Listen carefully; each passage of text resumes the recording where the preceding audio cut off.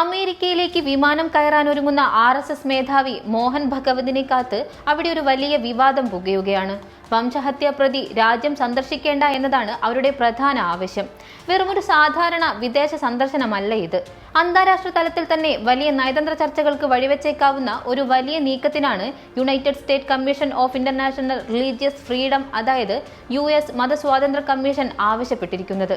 പറഞ്ഞുവരുന്നത് ന്യൂനപക്ഷങ്ങളായ മുസ്ലിങ്ങൾക്കും ക്രിസ്ത്യാനികൾക്കുമെതിരെ നിരന്തരം നടക്കുന്ന അതിക്രമങ്ങൾക്ക് RSS പ്രേരണ നൽകുന്നുവെന്ന കമ്മീഷന്റെ കടുത്ത ആരോപണത്തെക്കുറിച്ചും വിലക്കേർപ്പെടുത്തണമെന്ന ആവശ്യത്തെയും കുറിച്ചാണ്. അടുത്തയാഴ്ചയാണ് ന്യൂയോർക്കിൽ നടക്കുന്ന യൂണിവേഴ്സൽ വൺനെസ് സെലിബ്രേഷൻ എന്ന പരിപാടിയിൽ പങ്കെടുക്കാൻ മോഹൻ ഭഗവതും സംഘവും അമേരിക്കയിലേക്ക് പോവാനൊരുങ്ങുന്നത്. എന്നാൽ ഈ യാത്രയ്ക്ക് തൊട്ടു മുൻപ് മോഹൻ ഭഗവത് അടക്കമുള്ള RSS നേതാക്കളെ അമേരിക്കയിലെ ഔദ്യോഗിക പരിപാടികളിൽ നിന്നും ഉന്നതതല യോഗങ്ങളിൽ നിന്നും പൂർണ്ണമായും വിലക്കണമെന്ന് ആവശ്യപ്പെട്ട് US കമ്മീഷൻ സർക്കാരിനെ സമീപിച്ചിരിക്കുകയാണ്. എന്നാൽ ഇത് കേവലം ഒരു വിലക്ക് മാത്രമല്ല, RSSന് ഉപരോധം ഏർപ്പെടുത്തണമെന്ന കടുത്ത നിർദ്ദേശം കൂടിയാണ് കമ്മീഷൻ മുന്നോട്ട് വയ്ക്കുന്നത്. എന്തുകൊണ്ടാണ് അമേരിക്കൻ മതസ്വാതന്ത്ര്യ കമ്മീഷൻ പെട്ടെന്ന് ഇങ്ങനെ ഒരു നിലപാടിലേക്ക് എത്തിയത് എന്ന് ചോദിച്ചാൽ അതിന് കൃത്യമായ ചില കാരണങ്ങൾ അവർ നിരത്തുന്നുണ്ട്. ഇന്ത്യയിൽ സംഘടിതമായും തുടർച്ചയായും ഗുരുതരമായ മതസ്വാതന്ത്ര്യ ലംഘനങ്ങൾ നടക്കുന്നുണ്ടെന്നാണ് കമ്മീഷന്റെ പ്രധാന ആരോപണം. RSS നേതാക്കളെ ഔദ്യോഗിക യോഗങ്ങളിൽ പങ്കെടുപ്പിച്ച് അവരെ ആദരിക്കരുതെന്ന് കമ്മീഷണറായ ജീൻ മിൽസ് പറഞ്ഞു വെക്കുന്നുണ്ട്. ഇന്ത്യയിലെ ഭരണകക്ഷിയായ BJPയുടെ മാതൃസംഘടനയാണ് RSS എന്നതും നമ്മൾ ഓർക്കേണ്ടതുണ്ട്.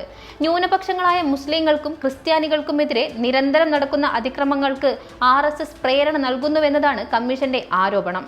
യഥാർത്ഥത്തിൽ ഇതാദ്യമായല്ല അമേരിക്കൻ കമ്മീഷൻ ഇന്ത്യക്കും RSSനുമെതിരെ ഇത്തരം നിലപാടെടുക്കുന്നത്. കഴിഞ്ഞ മാർച്ചിലും RSSന് ഉപരോധം ഏർപ്പെടുത്തണമെന്ന് കമ്മീഷൻ ശുപാർശ ചെയ്തിരുന്നു.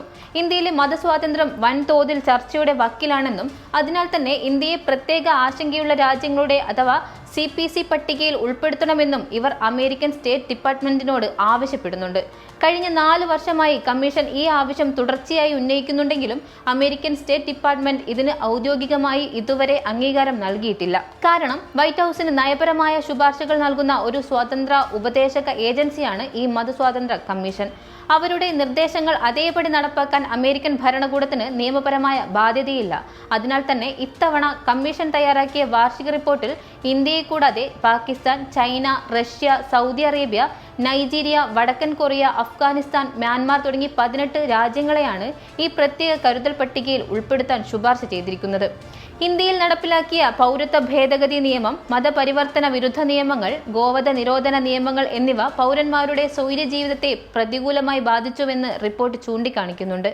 2020 പൗരത്വ നിയമ പ്രക്ഷോഭങ്ങളുമായി ബന്ധപ്പെട്ട് അറസ്റ്റിലായ ഉമർ ഖാലിദ്, ഷർജീൽ ഇമാം തുടങ്ങിയ ആക്ടിവിസ്റ്റുകൾ 5 വർഷമായി വിചാരണ പോലുമില്ലാതെ തടവിൽ കഴിയുന്നതും ഗോമാംസം കഴിച്ചെന്നാരോപിച്ച് നടക്കുന്ന ആൾക്കൂട്ട ആക്രമണങ്ങളും കൊലപാതകങ്ങളും റിപ്പോർട്ടിൽ പ്രത്യേകമായി പരാമർശിച്ചും വെക്കുന്നുണ്ട്.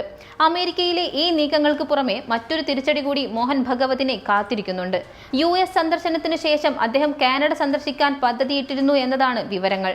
എന്നാൽ വിദ്വേഷ പ്രസംഗങ്ങളും ന്യൂനപക്ഷങ്ങൾക്കെതിരായ അതിക്രമങ്ങളും കണക്കിലെടുത്ത് മോഹൻ ഭഗവതിന്റെ കാനഡ സന്ദർശനം നിരോധിക്കണമെന്ന് ആവശ്യപ്പെട്ട് 2 കാനഡിയൻ MPമാർ കാനഡ സർക്കാരിനെ സമീപിച്ചു കഴിഞ്ഞിരിക്കുകയാണ്. ഭഗവതിന്റെ വരവ് കാനഡയിലെ സാമൂഹിക അന്തരീക്ഷത്തിൽ വലിയ കുഴപ്പങ്ങൾ ഉണ്ടാക്കുമെന്നാണ് ഇവരുടെ വാദം. ചുരുക്കത്തിൽ RSS മേധാവിയുടെ ഈ വിദേശയാത്ര കേവലം ഒരു സംഘടനാ പരിപാടി എന്നതിനപ്പുറം വലിയൊരു അന്താരാഷ്ട്ര നയതന്ത്ര ചർച്ചയായി മാറിയിരിക്കുകയാണ്.